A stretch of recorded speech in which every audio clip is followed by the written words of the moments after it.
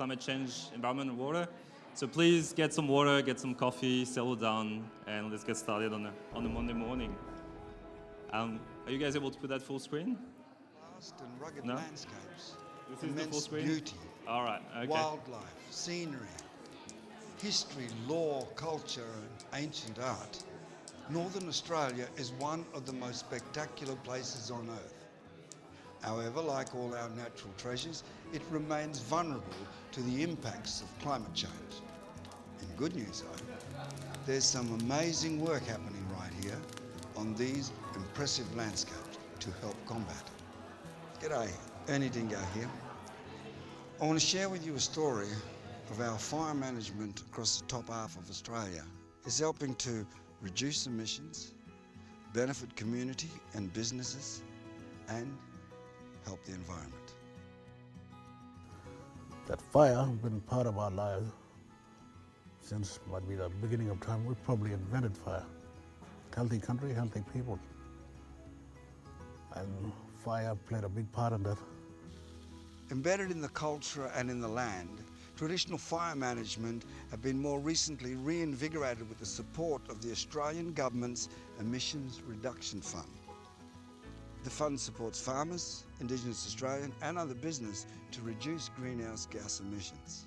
It's a ways of burning country, so we have green grass to grow again, and it's more like burning a bit earlier than having a late fire. Our country is better looked after when Savanna fire management projects are underway. These projects restore the similar fire regime that was used for tens of thousands of years by Indigenous Australians. These projects are creating healthier ecosystems with benefits for plants and animals. We've seen all the tracks for wallabies, big kangaroo and the small one. They just came back when we had a fire. All the old people, they were telling this story about you do right way fire, you will get good rain, animal will come back, a lot of good flour, good honey. Savanna fire management reduces emissions by reducing frequency and extent of destructive late dry season wildfires. These huge wildfires are bad for the climate, damaging our atmosphere.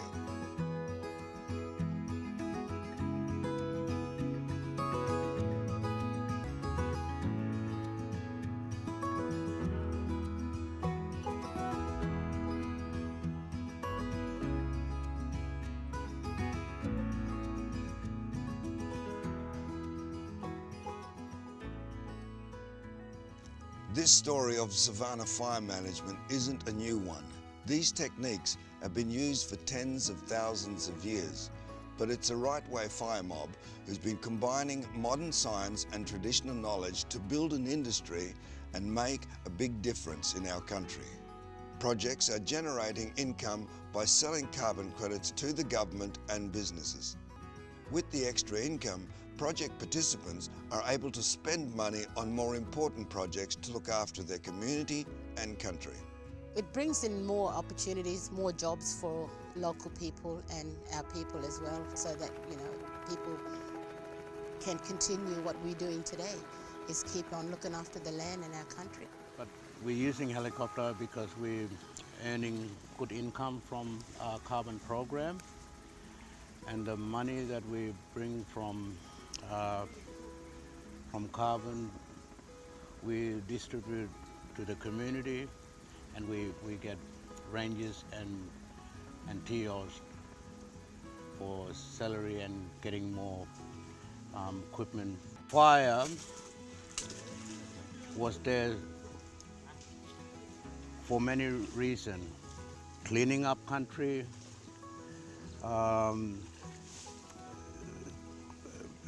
cleaning spirit, so that family can go back and use that country, paying respect for that country, because that fire it brings life. And them old people, they've been say, you do right way fire, you get them good fish, you get them good rain, You get a country reward you. Being a woman ranger is just great. You get to go around and see a lot of other places, and you know what's happening on their land, and they know what's happening on our land. Being a ranger is my dream job, and it's really great. And taking kids around country, learning about culture and stuff. Carbon farming is good for us because we have ranger jobs. Woonabulgambra has our rangers, but it's good for like to get people back out on country, to keep their country strong and healthy. Well, it helps employ more young people, and then it helps us to buy more equipment. Saving the planet, making money, that's something we've been doing for centuries. Our ancestors have been using fire for hunting, gathering, even using fire for getting right way married. So fire is a big stuff for us. Savanna Fire Mob have been combining modern science and traditional knowledge to build an industry and make a big difference in our country.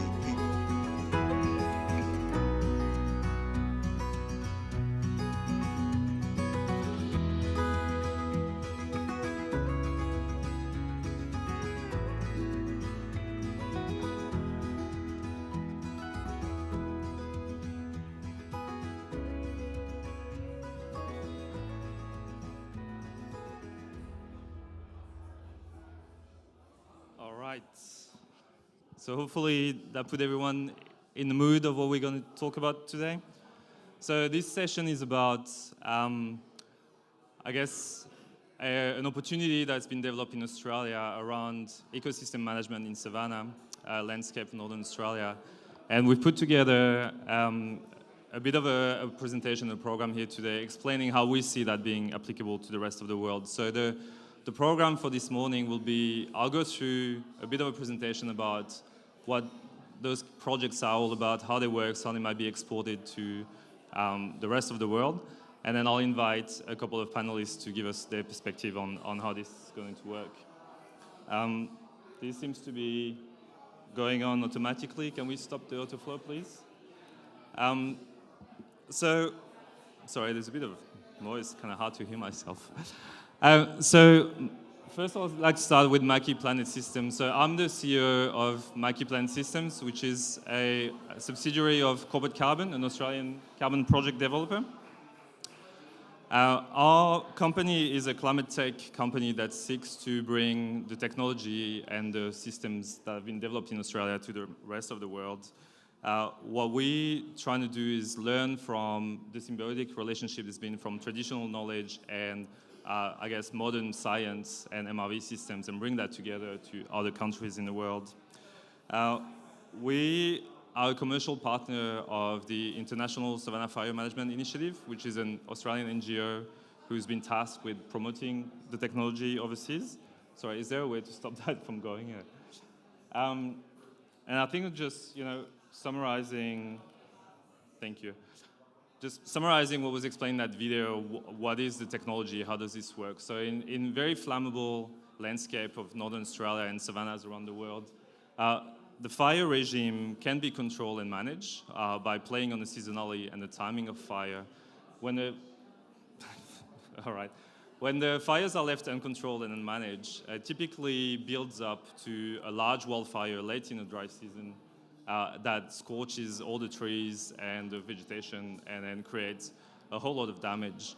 The technology and the knowledge is how to bring some of that management early in the fire season to create a patchy, network of scars that reduce the fuel loads and avoid later emissions later in the year.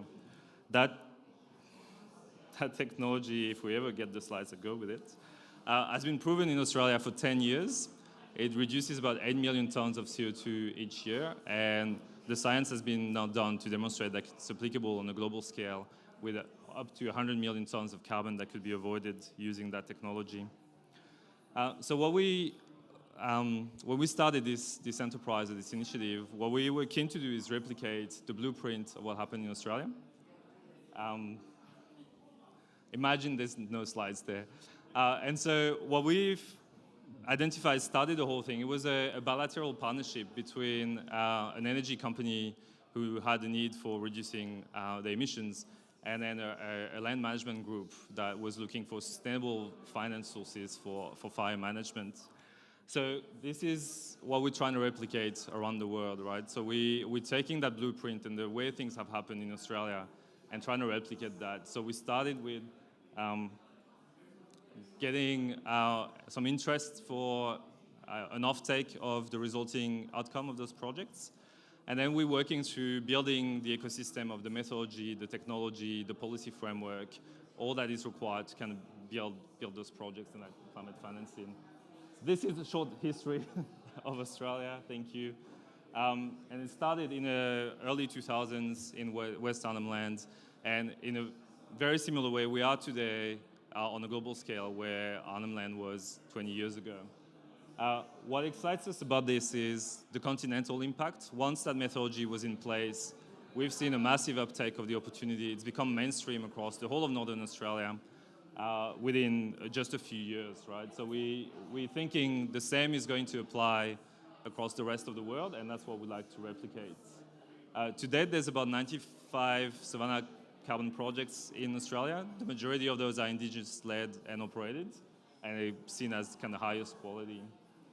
The methodology we're trying to develop recognizes both the emissions avoidance and the sequestration in biomass that comes with those projects. And it has a place apart that is of a much higher integrity than, say, RED projects. And we think, it will become a staple of either voluntary carbon markets or national jurisdictional markets. That methodology is underway. I'm kind of glad to announce it'll be published as a draft in mid-2024. And there will be a scientific paper published very shortly as well to back this up. So we're working on a methodology, but we're also working on, the MRV system that goes with it. So one of the key findings of the Australian experience is for this to go mainstream, we need the MRV systems to be freely available to both monitor fire and then report on it. This is where the technology component of what we do comes in.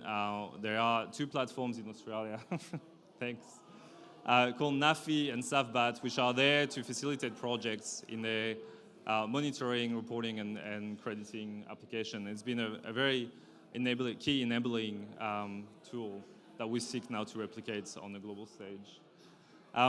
As you could see from the video before, those projects also come with a whole bunch of additional benefits. The revenue from those projects gets reinvested into a whole bunch of social, economic, and biodiversity outcomes that are more culturally aligned with the aspirations of the people in the country.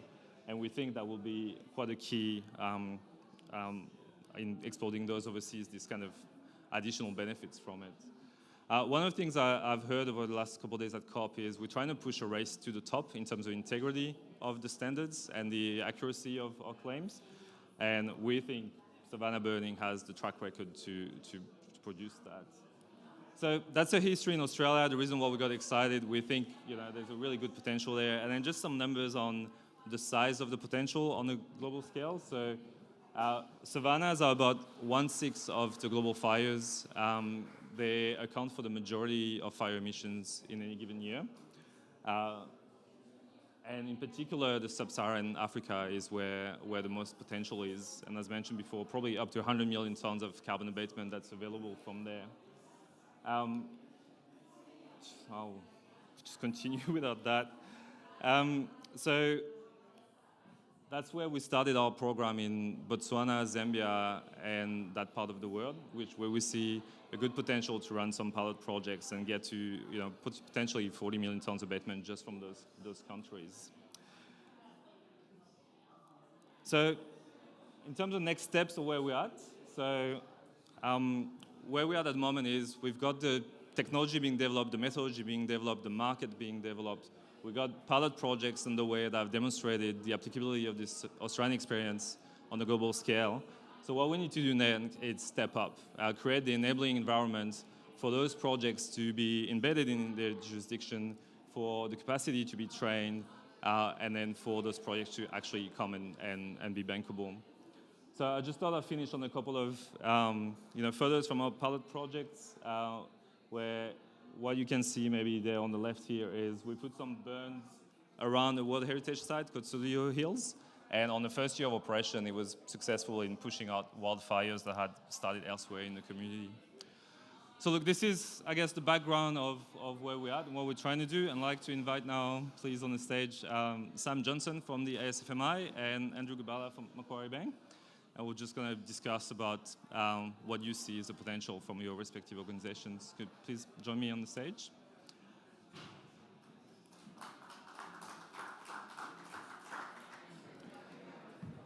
And maybe before we jump into the technicality of what we're trying to do, Sissi, would you mind coming and say a few words as an acknowledgement of the indigenous knowledge that underpins this whole thing? Is that okay? Thank you.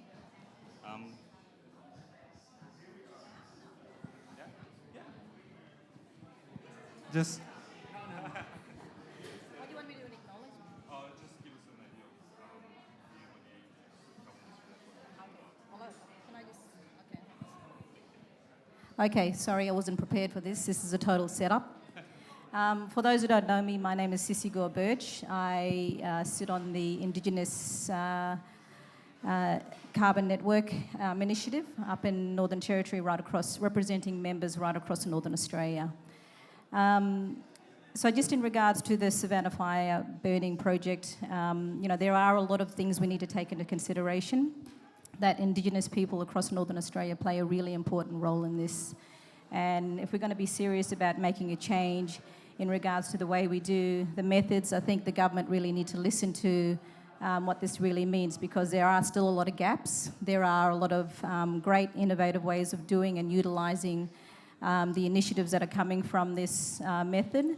But as we know that there is a lot of conversations happening in Australia in regards to how do we address these methods so that there is a fair and equitable process that is happening right across Northern Australia, but also Australia.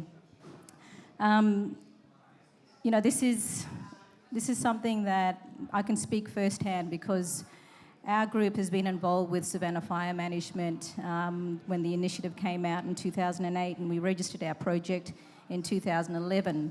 And the advantages that came out of that, we've seen some of the co-benefits that were addressed, outlined up here in your presentation.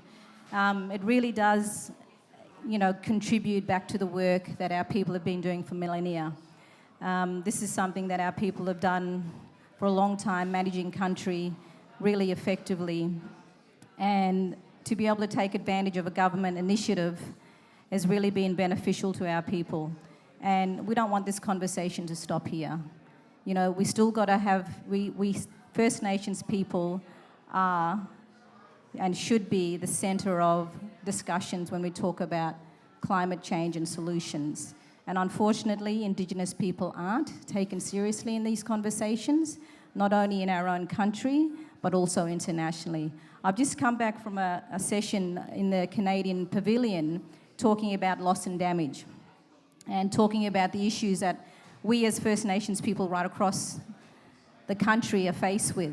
And, there is a lot of inequity that needs to be dealt with. But if we're going to be serious about climate change, we need to be really serious about it, not this pretend, and the corporates are taking the money and the people with the power, most power and the loudest are being heard. Indigenous people will continue to struggle because we don't have a government who is really taking us seriously. We don't have the national or international delegates who want to take the risk of actually, setting a legacy. And the question is, what is the legacy? What is the legacy our government wants to leave behind? What is the legacy of these forums? COP28, what are we really addressing in these conversations? Carbon, great. It's making a difference for our people, but there's still a long way to go. So, and, just a message, I don't know if there's any government delegates out here, but in this session right now, but we really need to be coming to the table and listening to First Nations people first and foremost, because a lot of work still needs to be done. The methods need to be readdressed and looked at so it's adequately addressing some of the concerns from First Nations people. And, this is a concern for us, because if these methods aren't done appropriately and effectively with Indigenous people at the table, it can cause a lot more issues for us because there is the risk of a land grab. And with us as First Nations people, we've only just received our native title back. We've only received our land rights back. And we want to make sure that we hold on to every bit of land. And, you know, the question that I have is, and concern, is that there are a lot of people, and I mean, you can call them sharks in this space, floating in and out, talking to First Nations people, giving the wrong, incorrect information about how they can help us as First Nations people. And lessons learned around this space is that we need to make sure that we have free, prior and informed consent at every conversation to engage with these conversations first and foremost. Our people need to be informed effectively and appropriately and to making those informed decisions. And not only that, we're not looking at this as a initiative or we want the truth to be spoken. We want fair and equitable processes.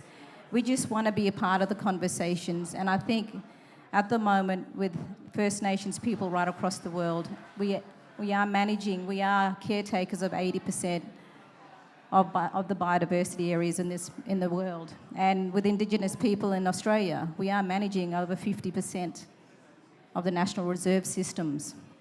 And this is something that we really need to be taking into consideration. If we really want to make a change to climate, we need to be engaging with First Nations people and to also looking at how do we work collectively to fill in the gaps and speaking to the government about how do we look at making sure those methods are adapting to what we need also. So thank you.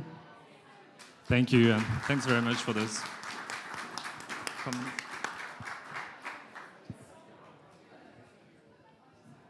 Thank you very much. I thought it was really important to hear from your perspective as we embark in building the technical framework around that for other countries and other jurisdictions. It's good to bring those with us.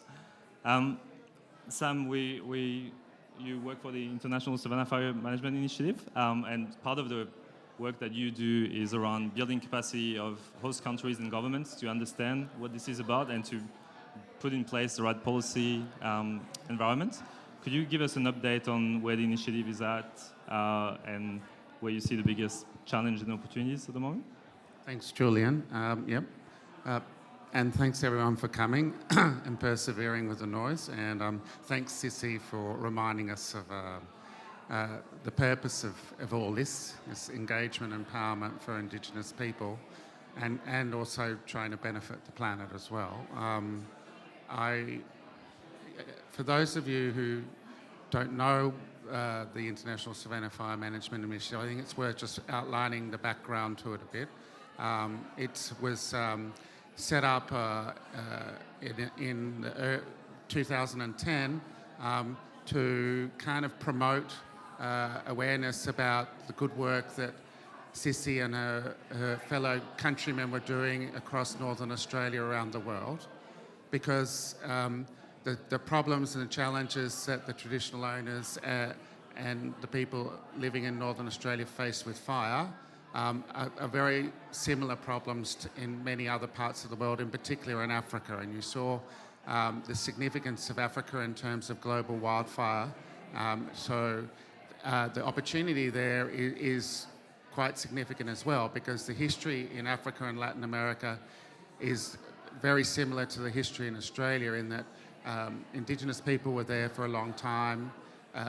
With European colonisation, their management of the land was stopped for a whole variety of reasons, which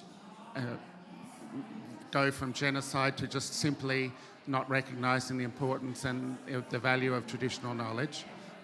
And so, and as a result, you can see the fire regime in all these places has got out of balance, and nobody has the resources to approach fire management in a traditional European way, which is what was happening in many of these places. So with that history and the similar kind of landscapes, it's clearly obvious that what is happening in North Australia might be useful for those other countries. And so we started working in 2010 to raise awareness and kind of begin to do some of the foundational work in terms of engage and policy assessment and scientific research to see whether there was interest and whether it was in learning about the Northern Australian experience and to see whether it was feasible.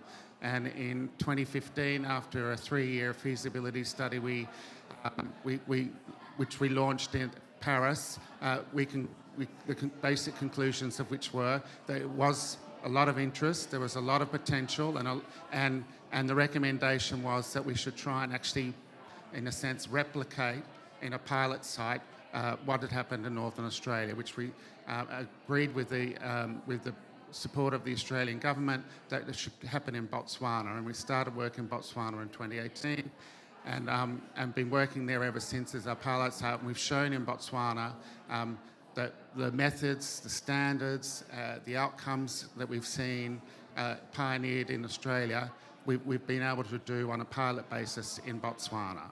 And then also since then, and as Julien said, he showed the outcome of one of the pilot sites where we've successfully put in a fire ops and measured the outcome and really shown concretely that we could do the same thing in another environment as we've seen in Australia.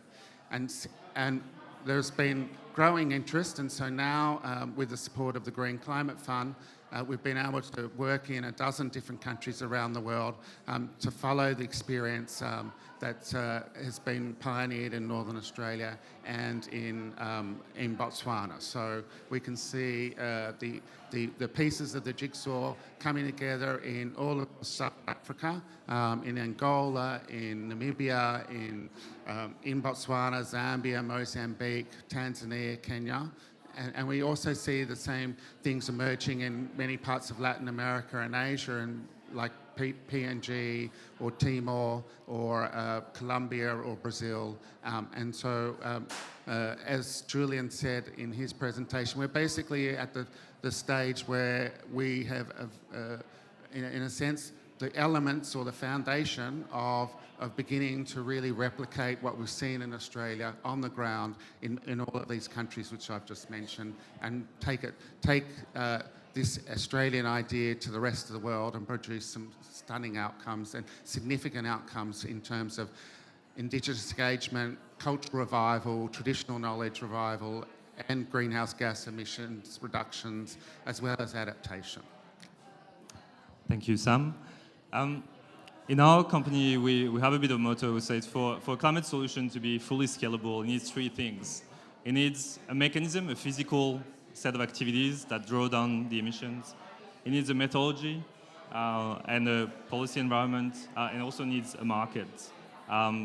Andrew, you run the carbon commodity desk for Macquarie Bank. Yep. What can you tell us about the market willingness to invest in those initiatives, and what would be the challenges and the opportunities in it? Sure. So I can sort of split that answer into a couple of buckets, Julien. So I think the market willingness to invest in Savanna, it comes in 2 levels. The first is in which type of units market participants are buying, and the second is also what sort of projects they're supporting. In terms of where the Savanna units trade, those that are in indigenously owned land tend to trade at a premium to those that are privately funded.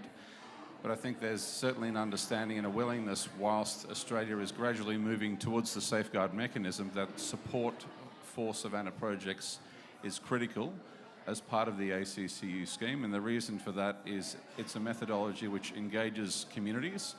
You're engaging with Indigenous communities who've been managing their land for thousands of years, and you're empowering them financially to provide employment and to provide opportunities for those communities all throughout Australia. And additionally, you're probably all aware of a lot of the chatter with methodologies in the voluntary carbon market. The beauty of the Australian scheme is we have proven science from the CSIRO, we have SAVBAT, we have all of the technology, the mapping, the technical data, 50 years of history, which we can reconcile with technical accuracy to the same level we can with any other commodities that are listed. And that cannot be said for many carbon methodologies at all. So you've got excellent technical accuracy, you've got amazing co-benefits to the communities, And those two artefacts, which are rare in any carbon method, are certainly drivers for interest in the market. So at least from our side, we've seen a really large interest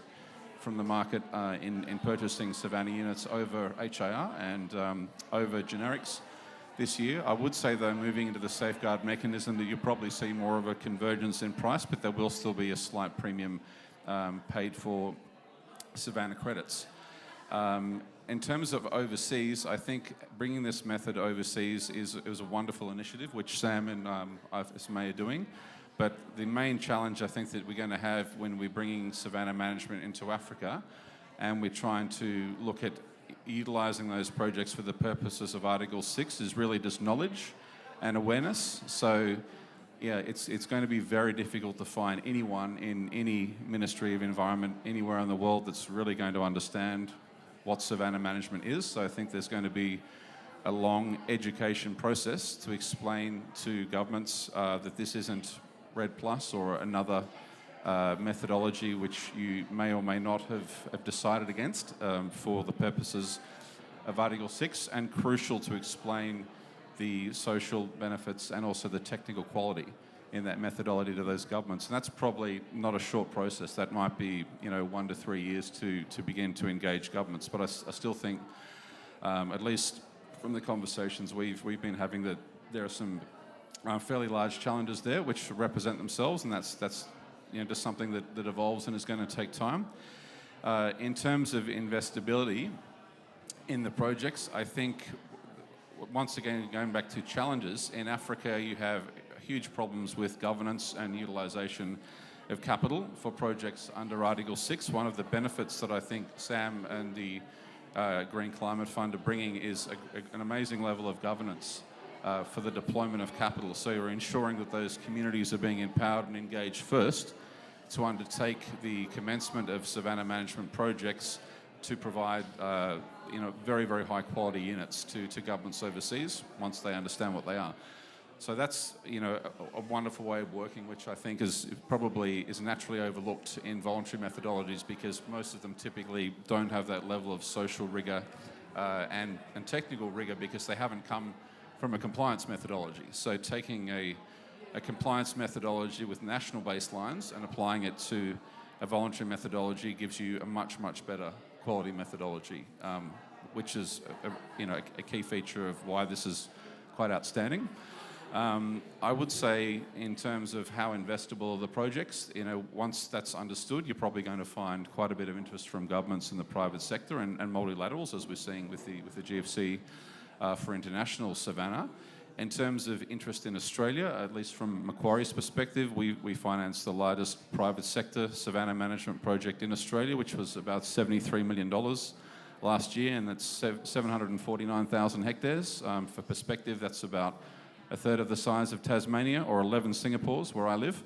So fairly major, and that's a very large and empowering project, and something which we would continue to see and support in the market. And I'm sure there are others who are sincerely engaged in the market that would also like to continue to support. But we like to be at the forefront of quality projects with amazing technology and superior go benefits, and that's really what we see with Savanna in Australia, and also with Sam and the international initiative which is being put together.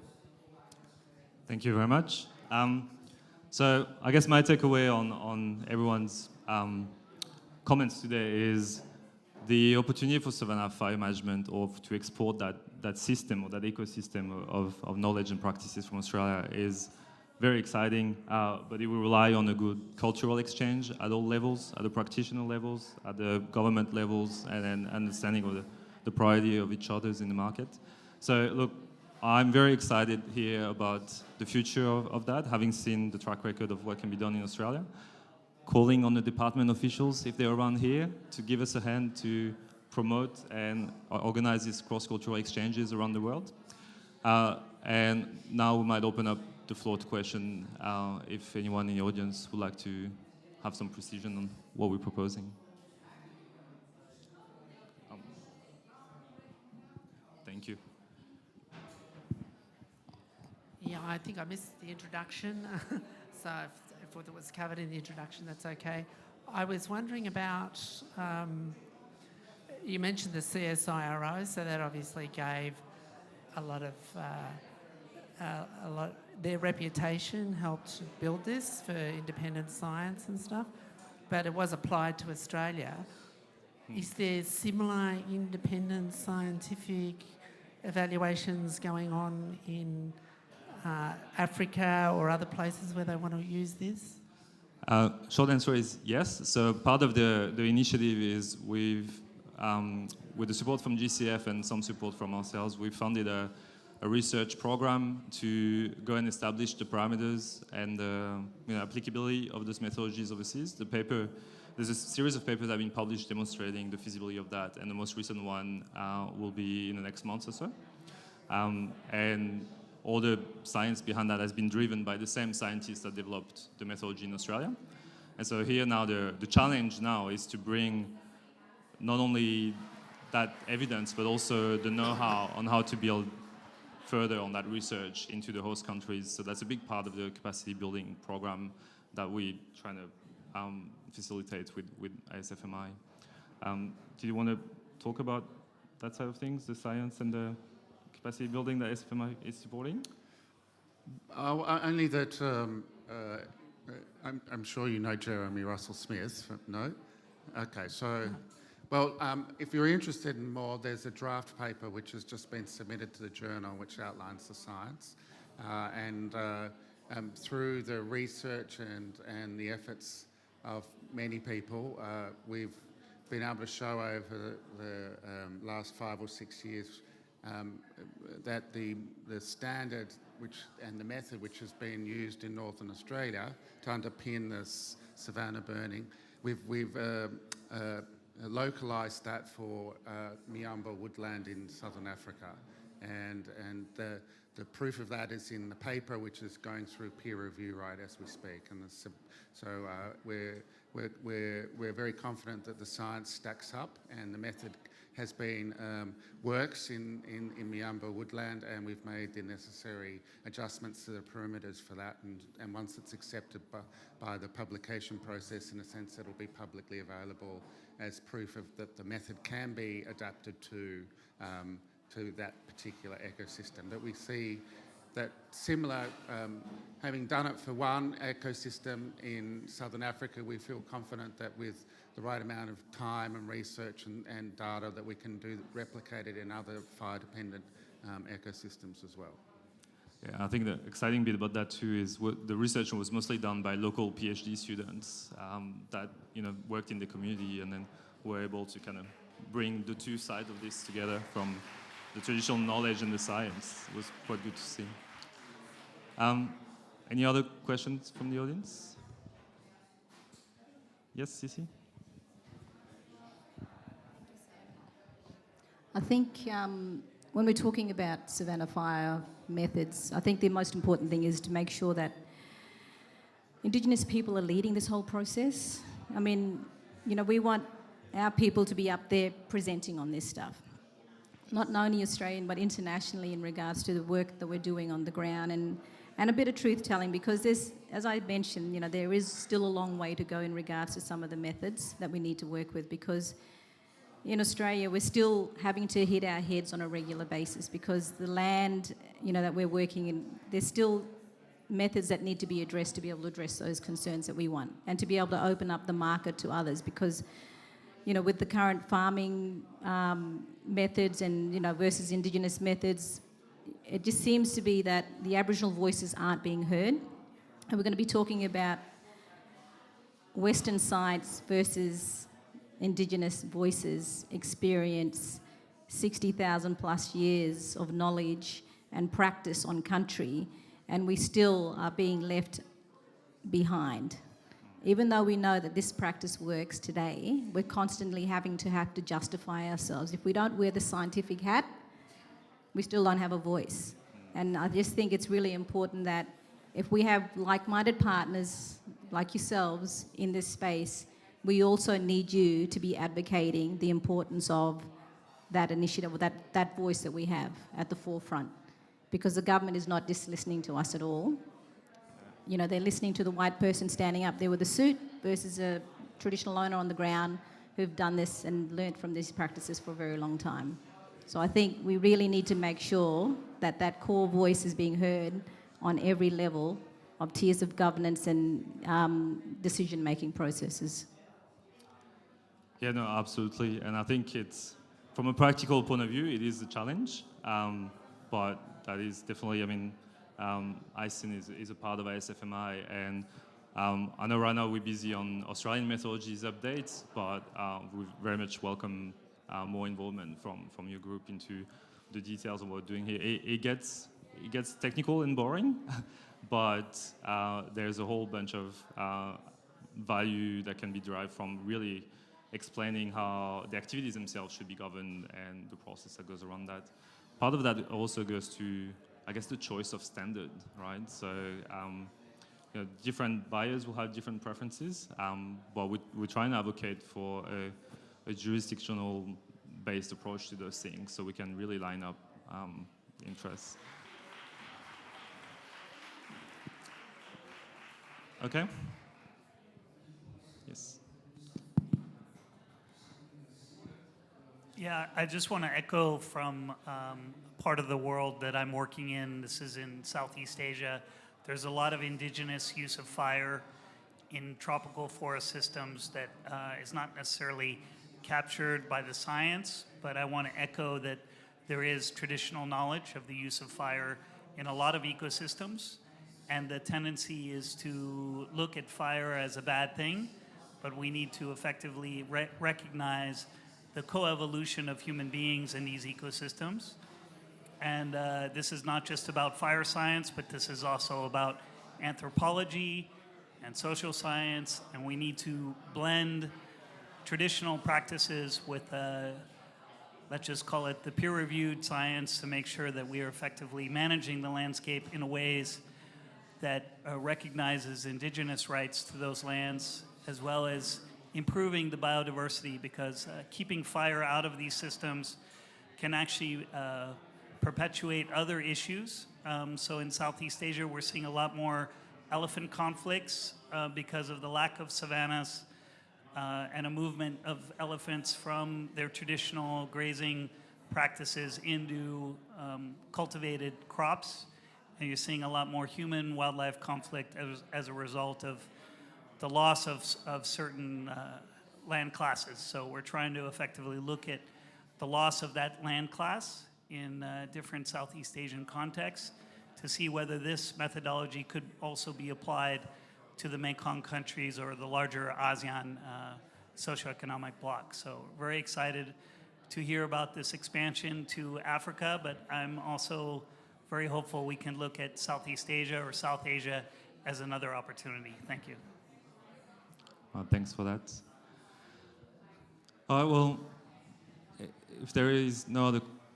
Sorry, Sam, you wanted to say something? I'd just like to carry on from Sissy's observation a bit, the importance of the leadership here.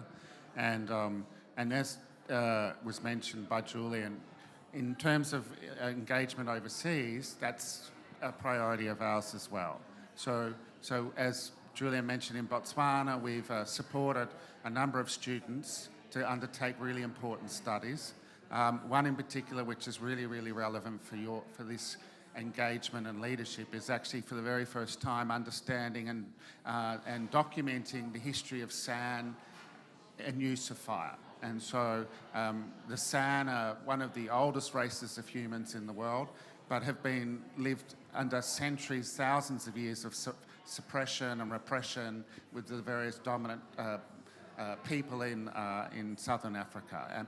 But they're the ones who've lived in that savanna in southern Africa. They're the ones whose fire practices created that savanna. And so we, recognising the importance of that, have undertaken this study in an effort to try and engage and empower those communities. And we see them as a really critical partner. And the same is the case in Colombia and in every other country that we're working in, is actually reaching into these communities and understanding the knowledge they have and bringing it back into the open and giving it the respect it's due is a really critical part of our work. And leadership is is also in advocacy. So we're always interested in working with Indigenous people, with you and the others in the room.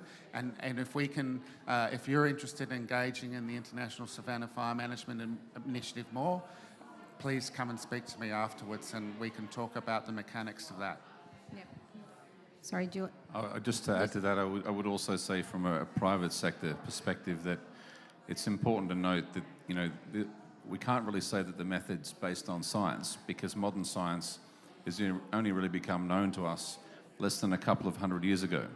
But this is something which is a community-based methodology, and it's something which communities and Indigenous communities have been doing for thousands of years.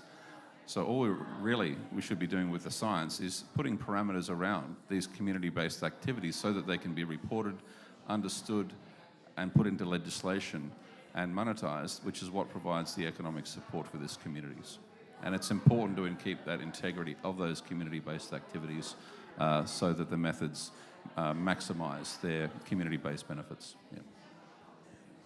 The other thing I just wanted to add was just in regards to the carbon projects. We need to shift that, you know, the aspirational best practices to industry standards. And the only way we can do this is through the government.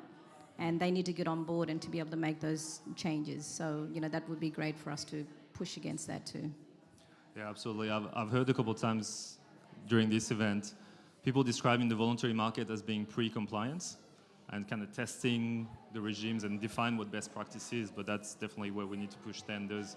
The aspiration for us is to get those methodologies recognized in the Paris Agreement and then just become, you know, a compliance, non-negotiable sort of standard that really ticks all those boxes.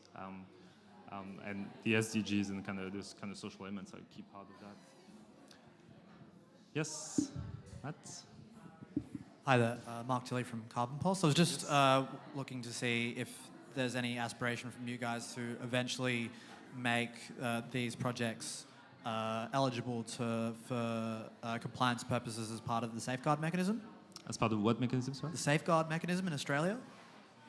So in Australia, those Australian units developed under the Australian standard are already eligible for safeguard compliance. They are seen as quite a unique premium product, so they wouldn't be the go-to source of units. I think most of the buyers are more from a voluntary kind of background, but the robustness of the program, I think, will really makes it an attractive proposition for compliance buyers. In terms of what we're doing here, this is probably more of an international voluntary market to start with, and eventually what we hope to develop is an exchange by which, for example, companies in Singapore or Korea could invest in projects in anywhere else in the world and then use the Article 6.2 or 6.4 to promote that for compliance.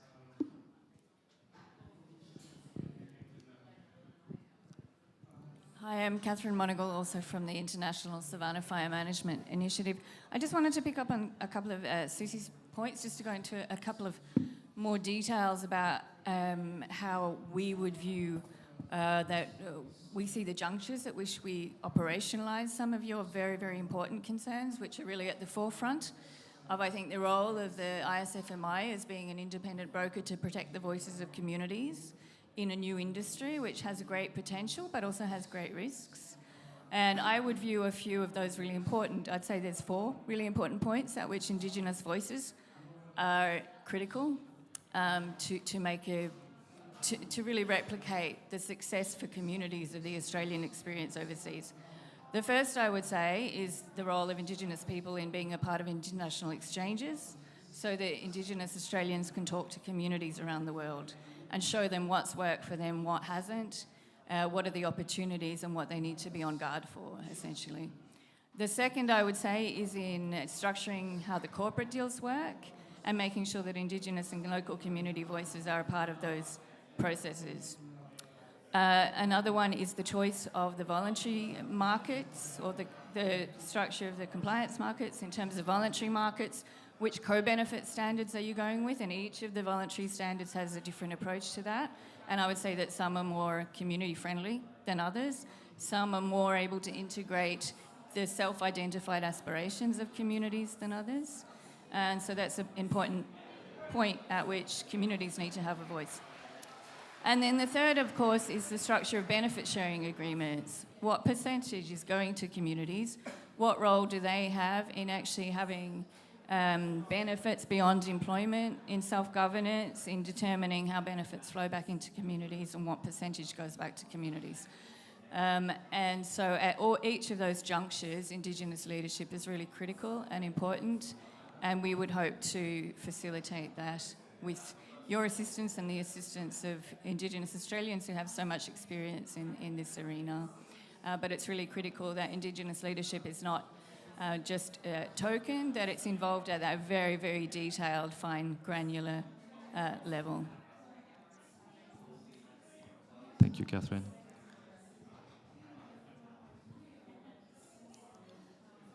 All right, well, I think that brings us to a wrap. So my conclusion is what we're doing here, we're building bridges between different point of view of the world, different people.